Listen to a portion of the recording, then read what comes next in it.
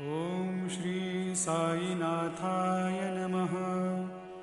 ॐ लक्ष्मीनारायणाय नमः।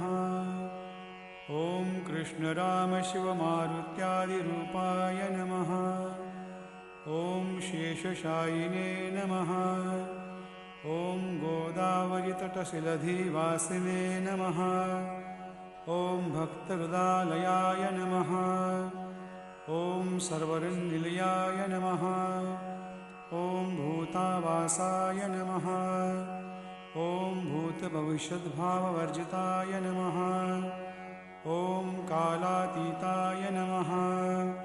ॐ कालाय नमः। ॐ कालकालाय नमः। ॐ कालदर्पदमनाय नमः।